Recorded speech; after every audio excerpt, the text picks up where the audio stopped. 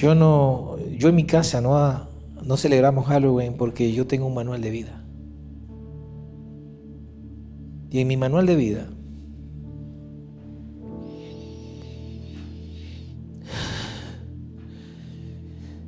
dice que yo solo sirvo a Dios, a un Dios de luz y no a un Dios de oscuridad.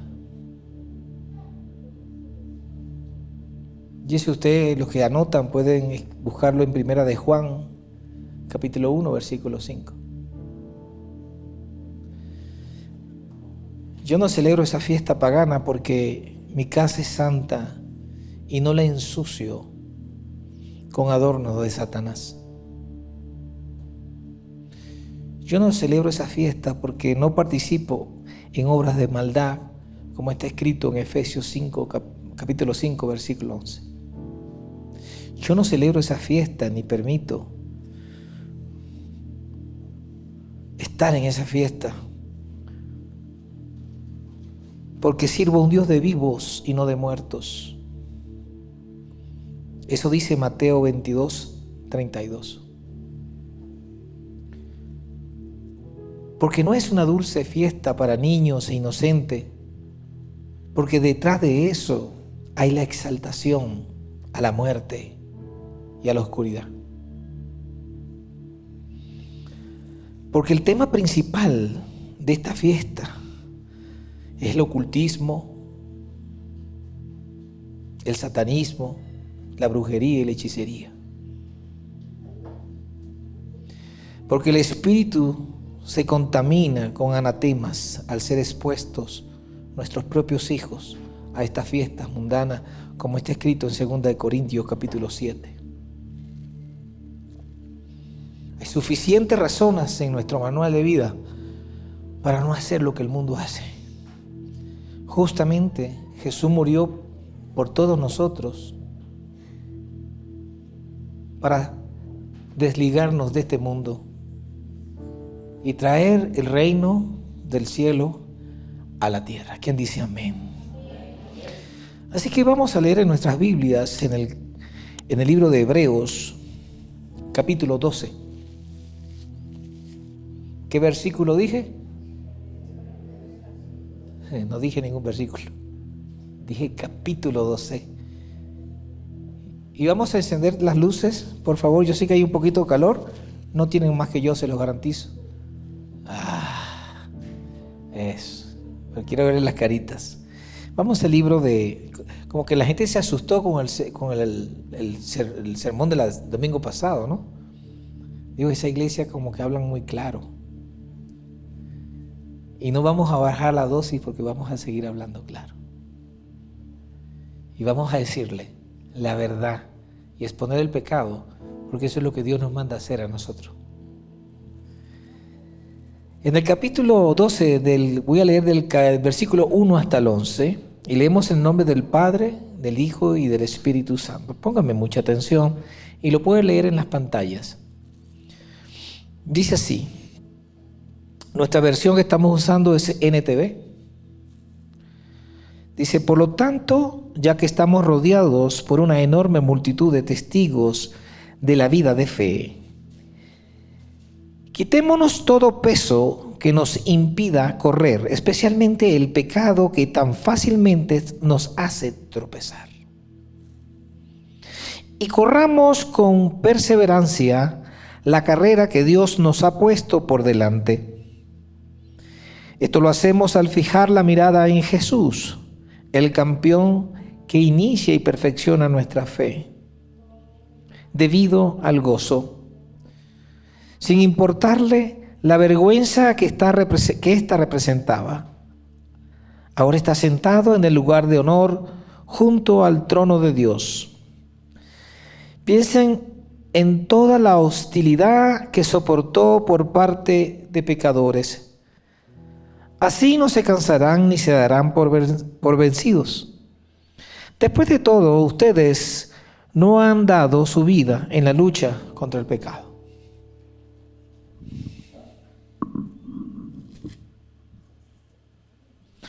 Continúa en el versículo 5. ¿Acaso olvidaron las palabras de aliento con que Dios les habló a ustedes como a hijos? ¿Cómo les habló? Como a hijos. Él dijo: hijo mío, no tomes a la ligera la disciplina. Subrayen disciplina. Digan conmigo, disciplina. Digan conmigo, disciplina. Hijo mío, no tomes a la ligera la disciplina del Señor, y no te des por vencido cuando te corrige, pues el Señor disciplina a lo que ama y castiga a todo el que recibe como hijos. Al soportar esta disciplina divina, recuerden que Dios los trata como a sus propios hijos.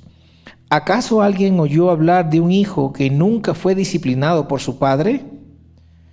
Si Dios no los disciplina a ustedes, ¿cómo lo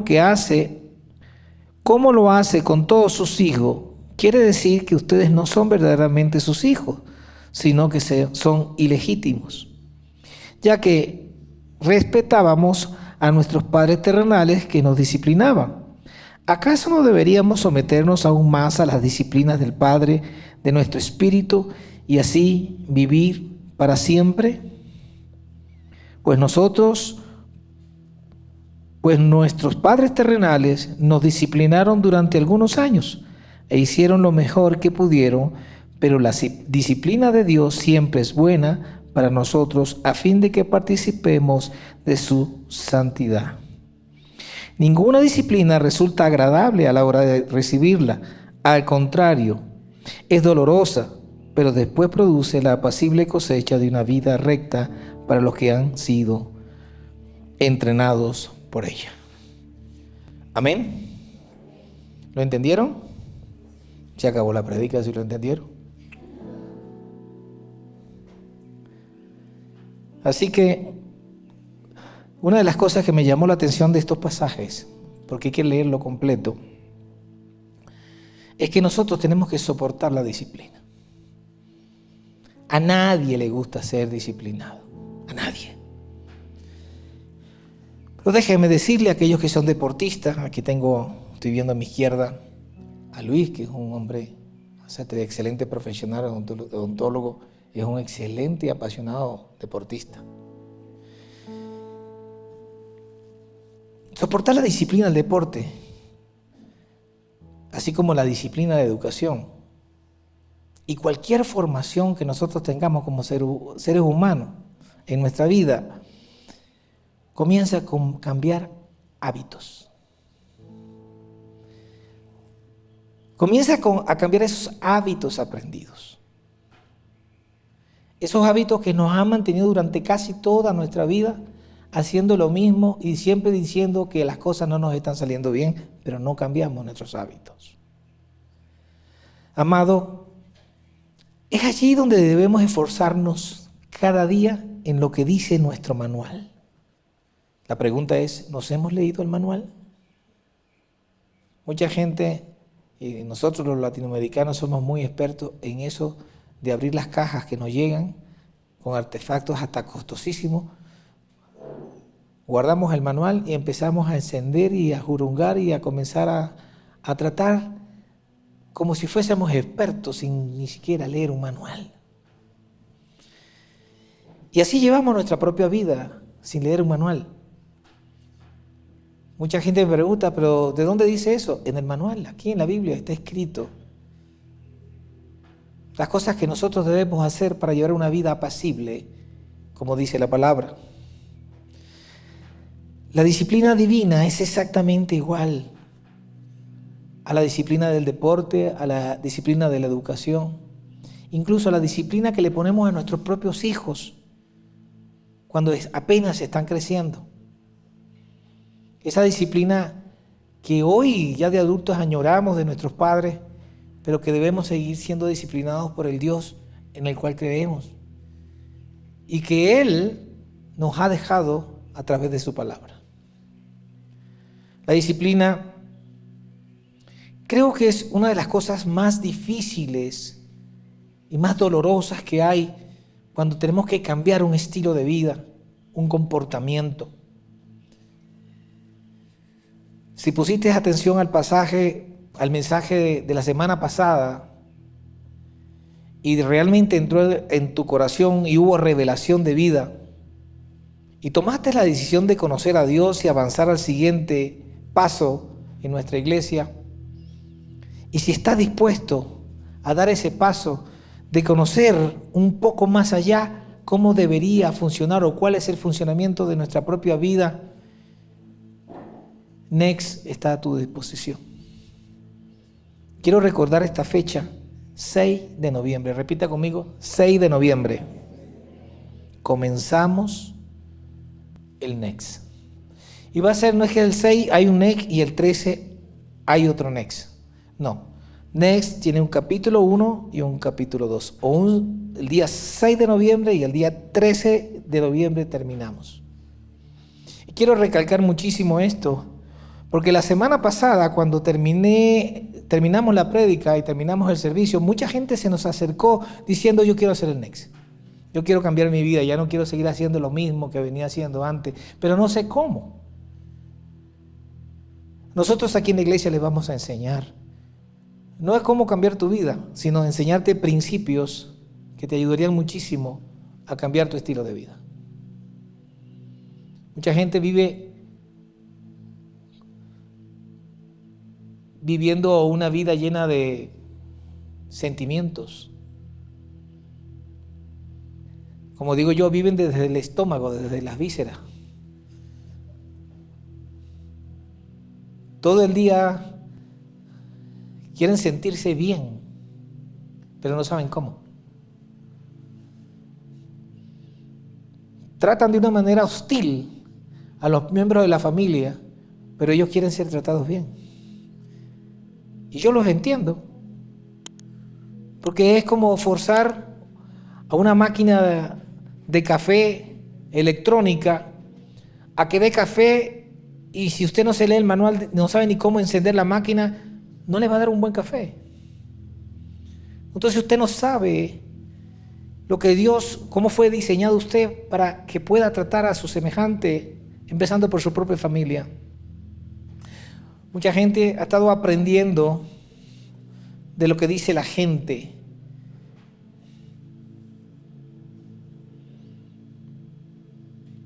Por eso es que ninguna disciplina resulta agradable a la hora de recibirla.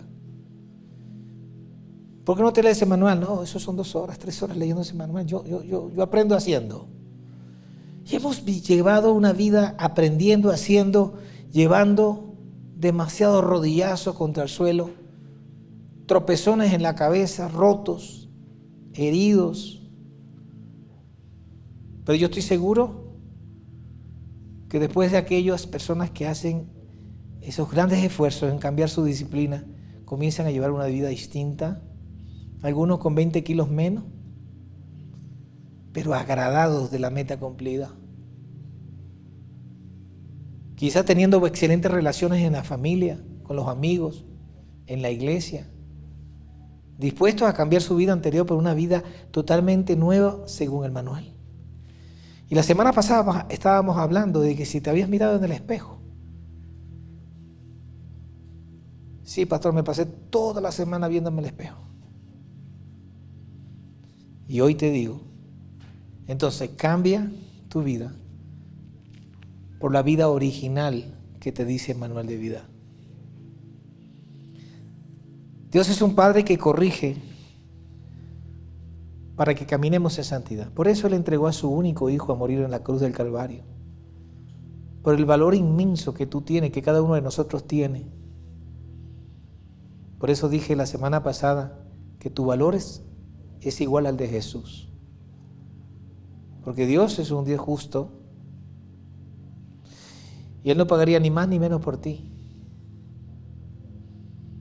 Y ahora que sabes el verdadero valor que tienes, no te arriesgues a dañarte sin conocer para qué fuiste creado. No te arriesgues a dañar algo que tanto Dios ama.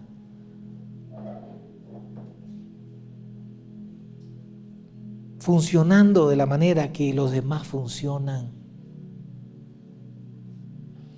Vamos a leer en el libro de Isaías, a ver qué nos dice la palabra en el capítulo 33, en el versículo 5 y 6, dice así: aunque el Señor es muy grande y vive en el cielo, hará de Jerusalén, quítele Jerusalén, por favor, y póngale el nombre de su familia, póngale el nombre de Epicentro, de su iglesia, póngale el nombre suyo, para que entendamos lo que está diciendo, el Señor nos está diciendo acá. Aunque el Señor es muy grande y vive en el cielo, hará de Epicentro el hogar de su justicia y rectitud. Hará de mi familia el hogar de su justicia y rectitud. Hará de mi matrimonio el lugar de justicia y de rectitud. Porque dice, en aquel día, cuando realmente estemos trabajando nuestras vidas según el manual, Él será tu cimiento. Imagínate que Él te sostendrá, porque Él será tu cimiento seguro, dice, y te proveerá de una abundante reserva de salvación. O sea que tu morada tiene un tanque, esos tanques subterráneos de agua. Tiene al lado un tanque inmenso en los cimientos sostenidos por el Padre, donde esa reserva está para ti, para tu familia, y de manera abundante. Esa reserva de salvación, dice, de sabiduría y conocimiento. Punto y coma. El temor del Señor será tu tesoro. Dice, aparte que te voy a entregar estas cosas, dice, el temor santo de Dios será tu gran tesoro. Amén. El temor santo del Señor es la clave donde está el fundamento de Dios. Por eso es que quiero que pongan muchísima atención. No se me distraiga, porque esto puede ser crucial para tu vida, para tu familia. El Señor quiere entrar en tu familia. El Señor quiere transformar tu familia. La pregunta, yo quiero entrar. ¿Tú estás viviendo la vida según el manual? Porque yo quiero ser tu cimiento. Y cuando Él dice aquí, aunque yo sea tan grande, puedo entrar en tu lugar pequeño. Aunque yo sea tan inmensamente grande que solo quepo en mi reino, toda esa majestuosidad puede estar en tu hogar.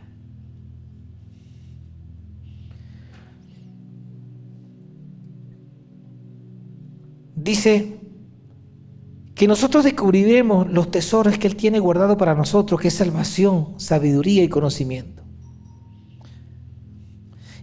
Y estos tesoros estarán en el corazón del hombre. Comenzarás a ser transformado. Y si a esto le agregas que tendrás la presencia de Dios en tu casa, en tu familia, en ti como persona, tendrás los condimentos perfectos de hacer una buena sopa de salvación. ¿Usted me sigue?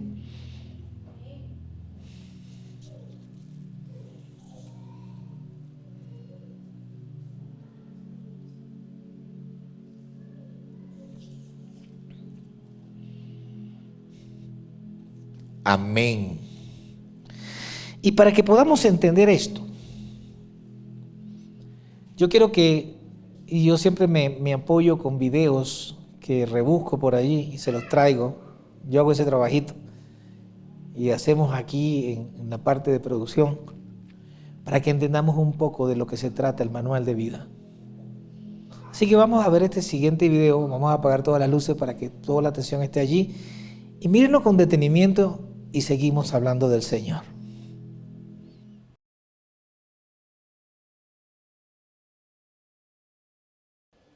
El hombre, en su escaso conocimiento del manual de vida, pretende llevar una vida de como vamos viendo, vamos haciendo. El temor de Dios no es comprendido por la mente que no no ha conocido la palabra de Dios. El temor de Dios que ha aprendido el ser humano es el temor al castigo por equivocarse. Todos los que temen al Señor sabemos, una vez leído el manual, que al temor que nos referimos es el temor a fallarle a Él. Porque Él siempre será un Padre bueno que nos abrazará en medio de nuestras cenizas para cambiarnos, limpiarnos y hacernos nuevas criaturas.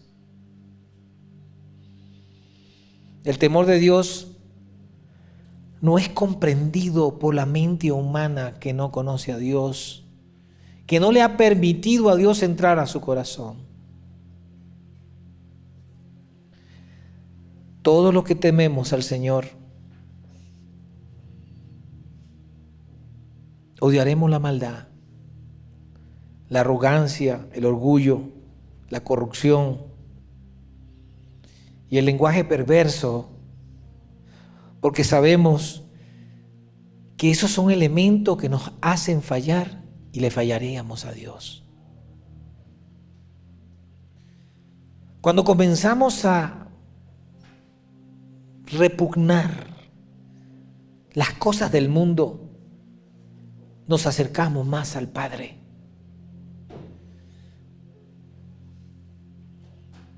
Aquellos que no leen la palabra, el manual de vida, no tendrán temor santo porque no le conocen.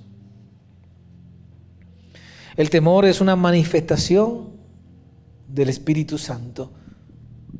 Eso que te habla y te dice las cosas que estás haciendo no son correctas. Y por eso yo te invito a leer qué dice la Biblia sobre esto. Nos vamos al libro de Isaías, en el capítulo 11, en los 2 primeros versículos, que dice, cuando se refería a la profecía de que Jesús iba a venir, el Mesías iba a estar con nosotros por primera vez, decía, del tocón de la familia de David saldrá un brote. Un retoño nuevo que dará fruto a la raíz vieja. Y el Espíritu del Señor reposará sobre él. Y allí el Espíritu de Dios se abre en esos versículos y dice, el Espíritu de sabiduría y de entendimiento estará sobre él. El Espíritu de consejo y de poder estará sobre él, y el Espíritu de conocimiento y de temor al Señor estará sobre él. Jesús también tuvo temor santo de Dios.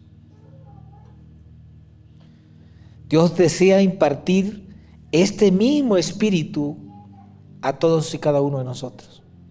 Dios desea compartir ese mismo Espíritu que compartió, que otorgó a nuestro Señor Jesucristo con cada uno de nosotros.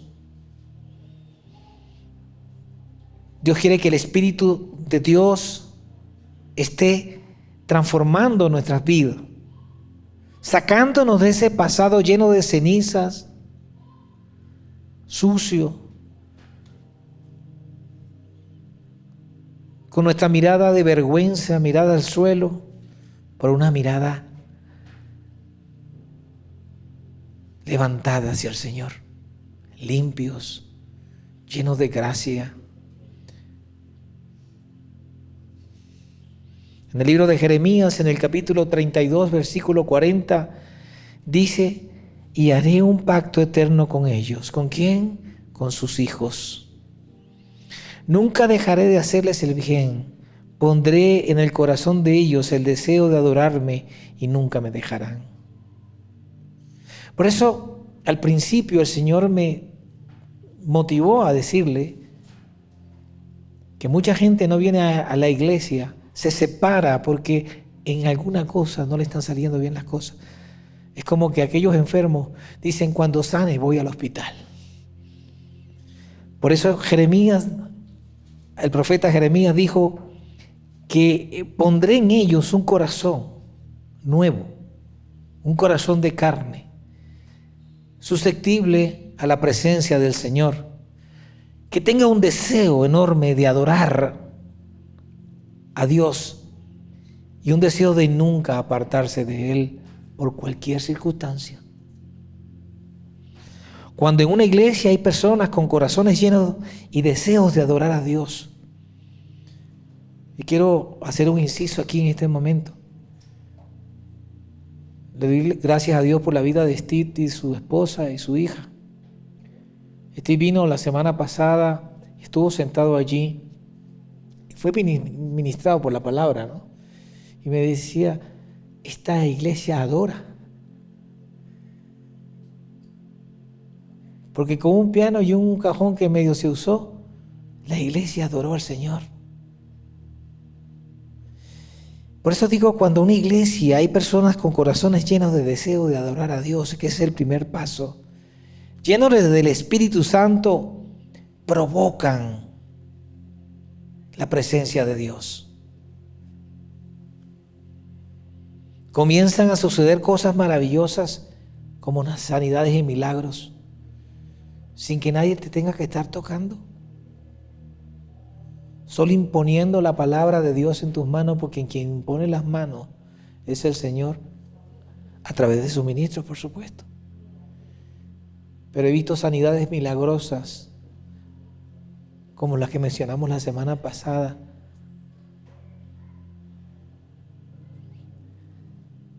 Estas personas que están en la iglesia con corazones dispuestos son como esos carbones encendidos que van juntando con otros carbones quizás que estén fríos, secos, húmedos, pero con el tiempo se van abrazando y van contagiándose de ese fuego abrumador del amor de adorar a Dios. Adorándolo con tu propia vida, con tu comportamiento diario, con la alabanza genuina, que es hacer lo que el manual de vida dice.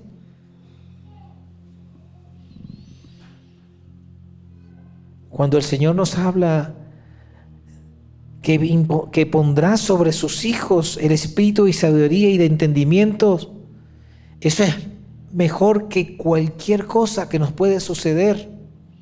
Pero ¿qué significa ese espíritu de conocimiento, de entendimiento y de sabiduría?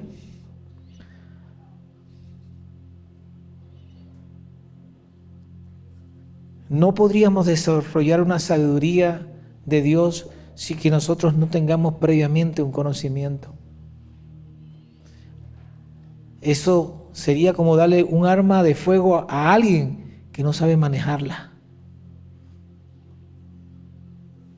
La sabiduría es entendida por aquellos que saben y tienen conocimiento de las cosas de su palabra y saben aplicarla en el momento adecuado. No podemos desarrollar sabiduría para nosotros mismos sin que el Señor ponga en nuestros corazones ese anhelo y ese hambre de adorarle. Los sabios saben hablar, qué decir, cuándo decirlo, en qué momento decirlo, pero también saben cuándo callar. El espíritu de sabiduría viene acompañada de entendimiento porque éste revela o te muestra lo que ha sido revelado.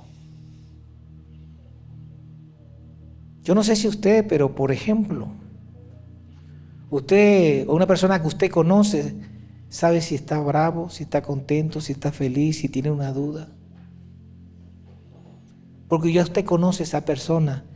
Y eso de saber sin que la persona te diga nada, saber lo que está pasando en ellos, eso se llama sabiduría. Eso es un ejemplo minúsculo de lo que Dios puede hacer.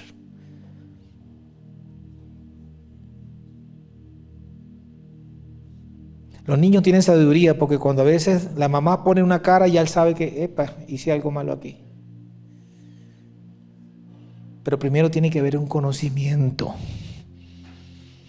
En nuestro manual de vida nos dice que la persona que encuentra sabiduría y que adquiere ese entendimiento encontrará alegría y encontrará felicidad. Vamos a leer en Proverbios 3, del 1 al 12. Vamos a leer en el libro, en Proverbios, vamos a ver si me ayudan allá. Esto está nuevo, así que no vayan a... No está en el protocolo. Proverbios 3. Hijo mío, nunca olvides las cosas que te he enseñado. Guarda mis mandatos en tu corazón. Si así lo haces, vivirás muchos años y tu vida te dará satisfacción. Nunca permitas que la lealtad ni la bondad te abandonen. Átalas alrededor de tu cuello como un recordatorio, escríbelas en lo profundo de tu corazón. Entonces tendrás tanto el favor de Dios como el de la gente y lograrás una buena reputación. Confía en el Señor con todo tu corazón, no dependas de tu propio entendimiento. Busca su voluntad en todo lo que hagas y Él te mostrará cuál camino tomar. No te dejes impresionar por tu propia sabiduría, en cambio, teme al Señor y aléjate del mal. Entonces darás salud a tu cuerpo y fortaleza a tus huesos. Honra al Señor con tus riquezas y con la mejor de todo lo que produces. Entonces Él llenará tus graneros y tus tinajas se desbordarán de buen vino. Hijo mío, no rechaces la disciplina del Señor, ni te enojes cuando te corrige, pues el Señor corrige a los que ama, tal como un padre corrige al hijo, que es tu deleite.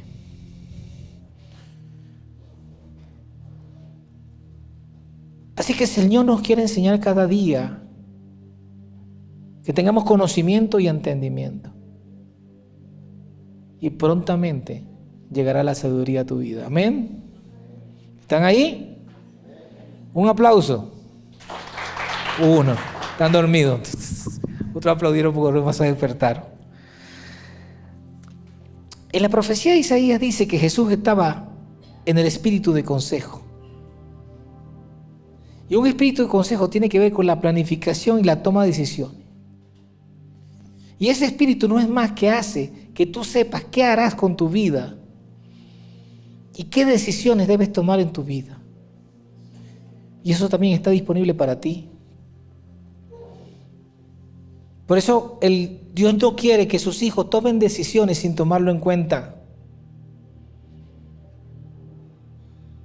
El espíritu de conocimiento y del temor del Señor es la capacidad que tiene el Espíritu Santo de darte a conocer la agudeza práctica de la inteligencia que Dios también te entregó. El temor del Señor es el respeto, la reverencia y la honra a Dios y todo lo relacionado con Él. Y todo eso está disponible para mí, pero también está disponible para ti. Imagínense esta iglesia con discípulos llenos del Espíritu Santo, fortalecidos con el Espíritu Santo de Dios, generaría una atmósfera inmediable. Serían como carbones encendidos que haría de este sector una gran parrillada.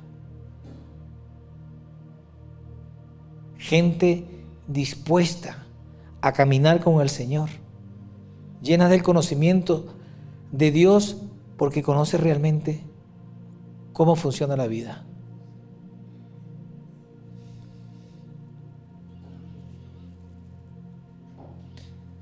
El manual de vida dice en Levítico 10:3: demostraré mi santidad por medio de los que se acercan a mí, demostraré mi gloria ante todo el pueblo.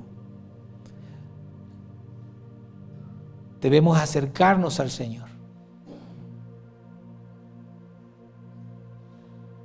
Mucha gente dice, el Señor viene por mí. No, el Señor no viene por ti. El Señor murió por ti en la cruz, por quitarte todos los pecados. Ahora nos toca a nosotros acercarnos al altar de Dios. Cada uno de nosotros debemos venir a buscar la presencia de Dios con temor, reverencia y respeto al altar de Dios. No hay otra manera.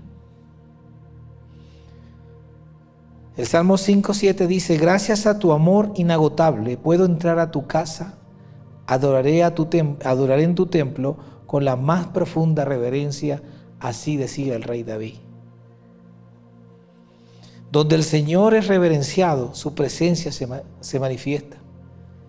Donde el Señor es respetado, su presencia está con cada una de la familia que dejan entrar la presencia de Dios a su casa.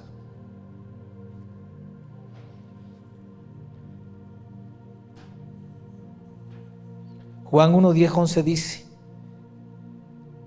vino al mismo mundo que él había creado, pero el mundo no lo conoció. Vino a los de su propio pueblo y hasta ellos lo rechazaron, porque no le conocían. Pero cuando tú conoces a Dios, cuando tú conoces por qué fuiste creado y para qué fuiste creado, entenderás las razones por las cuales Él murió en la cruz del Calvario. Es muy triste que el único que creó el universo haya sido ignorado.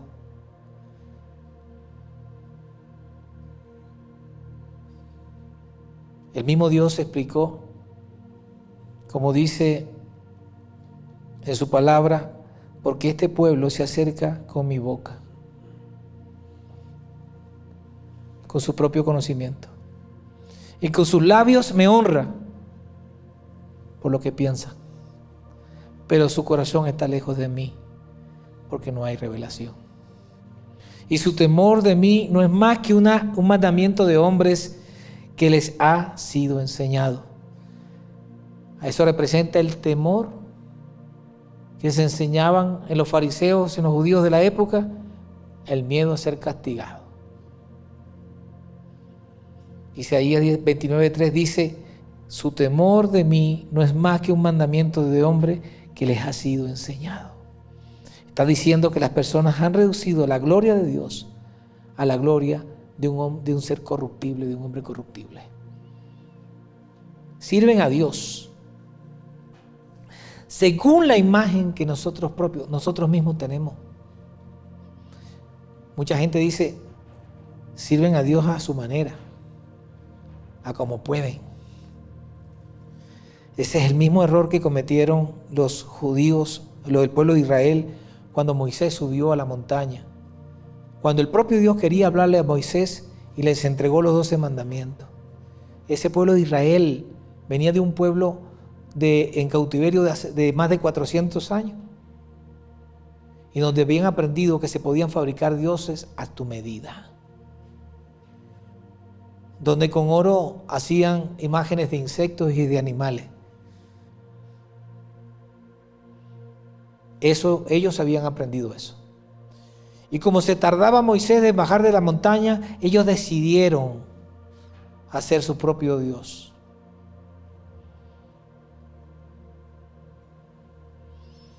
En lugar de esperar por los mandamientos de Dios, la gente se reúne e intenta algo por ellos mismos. He esperado tanto, le he orado tanto a Dios que prefiero hacerlo yo mismo.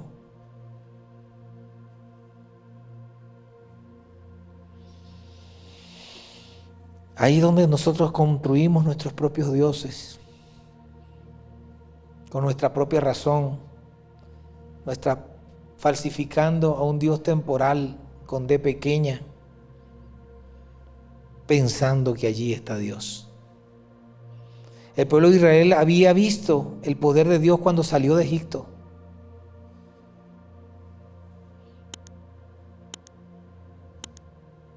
En la cultura egipcia, ellos habían aprendido que podían fabricar dioses. Y miren lo que dice Éxodo 32:4.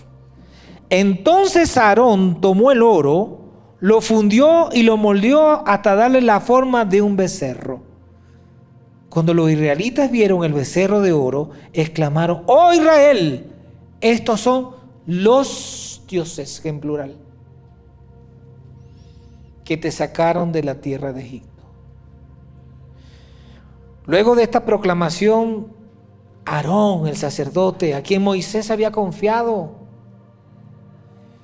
no sé si lo hizo para darle un maquillaje al asunto o enmendar este error, pero él mismo había cometido este propio error cuando leemos en Éxodo 32:5.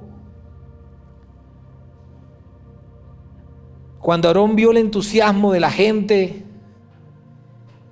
y edificó el altar edificó este becerro y lo colocó en un altar y luego anunció: mañana celebraremos un festival al Señor en singular.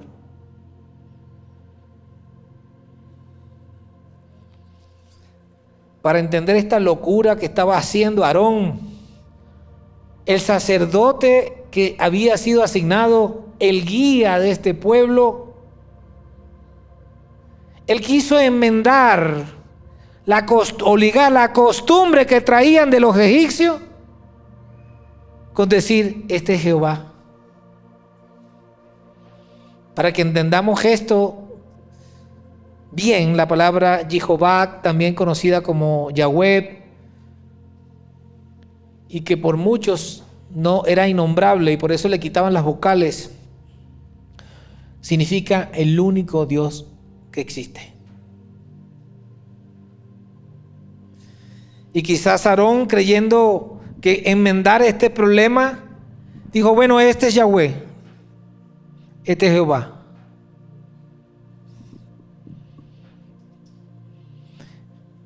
Ese era el nombre de aquel que Moisés le había hablado, a quien Moisés le había hablado. Aarón conocía las cosas porque Moisés se lo decía. Pero también Aarón venía con las costumbres de Egipto. ¿Cuántas veces nosotros no queremos hacer la iglesia que nosotros, a la que se parece a nuestra forma de entender a Dios? ¿Cuántas veces nosotros no creemos que dándole un nombre inapropiado a Dios, a algo, creemos que Dios está allí? Ellos no llamaron, aquí está Baal, que era el dios de los egipcios. Aquí ellos dijeron: este becerro es Jehová. Ellos estaban haciendo una cosa, nombrándola correctamente, pero estaba incorrecto sobre su base. Llamaron a este becerro con el nombre del Señor, reduciendo la grandeza de Dios.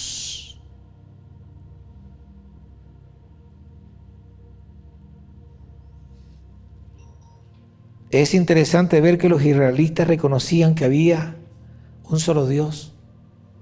El Dios de los israelitas era Jehová, pero lo querían comparar a lo que ellos podían conocer, porque no eran unos analfabetas, no tenían el conocimiento verdadero del Dios único.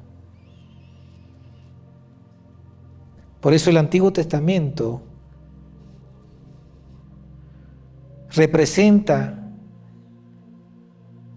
en la salida de Egipto como el desprendimiento de su pueblo, del pueblo de Dios, del mundo. Y el Nuevo Testamento representa la salida del pueblo de Dios del pecado.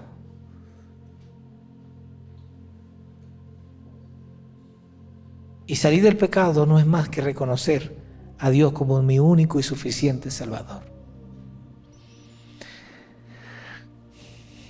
En el libro de Romanos capítulo 1, versículo 20-21 dice: pues desde la creación del mundo, Todos han visto los cielos y la tierra por medio de todo lo que Dios ha hecho.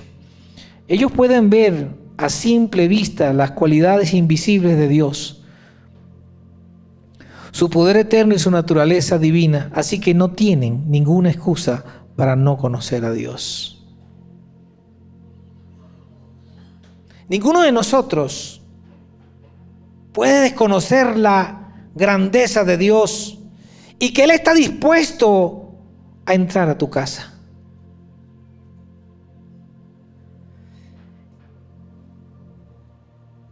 Porque sabemos que lo que hicieron los israelitas no ha cambiado mucho en los momentos actuales. Cuando queremos meter a Dios en lugares donde Él no cabe, hacemos nuestros propios becerros de oro y los llamamos Jehová.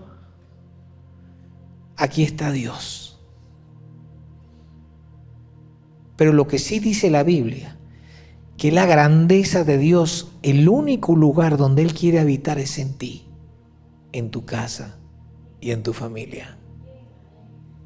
Él no quiere que tú lo representes por alguna condición humana, animal, que tú puedas en tu limitación interpretarlo. Porque el Señor no tiene interpretación. Él es grande, majestuoso, solemne. Él es santo, santo, santo 3 veces. Él es la perfección de lo que tú puedes ver cuando vas a la montaña. Cuando ves la hermosura de la naturaleza, la grandeza de las estrellas, la inmensidad del cielo y del universo. Allí solamente puedes ver lo que Él ha creado. Pero Él es mucho más grande que eso. Y así en su grandeza, Él quiere entrar en nuestro pequeño ser.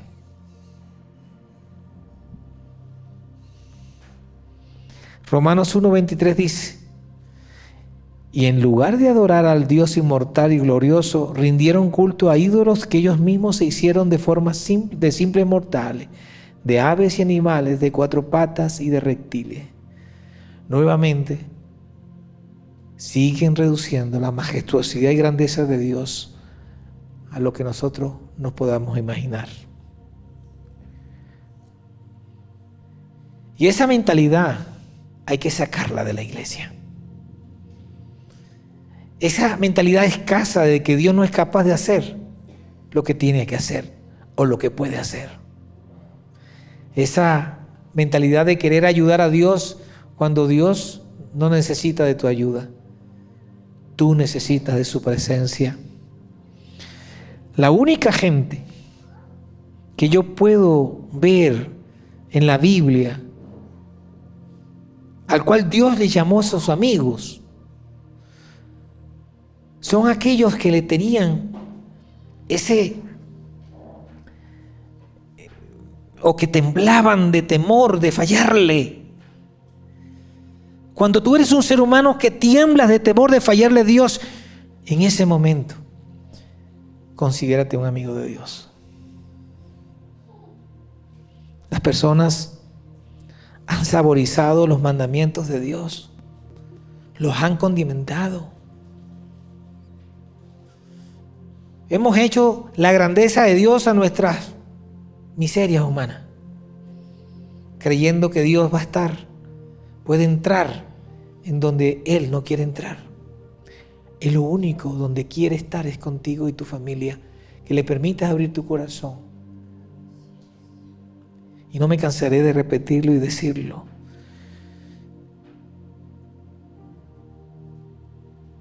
La imagen majestuosa de la gloria de Dios no puede estar formada por tus limitaciones. Y termino, iglesia, diciéndoles en Oseas 4:6, y le dije que iba a ser corto y reflexivo el mensaje de hoy. Mi pueblo está siendo destruido porque no me conoce. Así como ustedes, sacerdotes, se niegan a conocerme, yo me niego a reconocerlos como mi sacerdote. ya que olvidaron las leyes de su Dios, y me olvidaré de bendecir a sus hijos. Y esto es duro. Cuando no conocemos a Dios, es porque no nos conocemos a nosotros mismos. Cuando tú realmente conoces la palabra de Dios, conoces a Dios, su carácter, su majestuosidad, su grandeza, podemos decir que estamos caminando de la mano del Señor.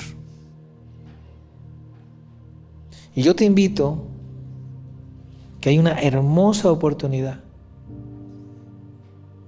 de que dejes de seguir llevando tu vida a una vida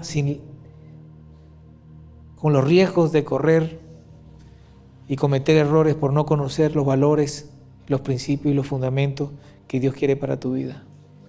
Deja de llevar una vida de sentimientos. Todo te hace llorar, nadie te quiere. Soy una hormiga, una cucaracha que pueden pisar. Y eso es lo que tú piensas de ti mismo. Muchos piensan de eso. Cuando Dios te dice que tú eres un hijo amado, que tienes un valor incalculable. Cuando Dios te habla de que si de verdaderamente me conocieras, te conocieras a ti mismo. Porque yo te hice a mi imagen y semejanza. Y si conocieras mis principios, pondrías mis principios por encima de tus sentimientos. Manejarás tu vida por principios y no en base a tus sentimientos. Cuando sabes quién eres en Dios, nadie te apartará de la voluntad de Dios.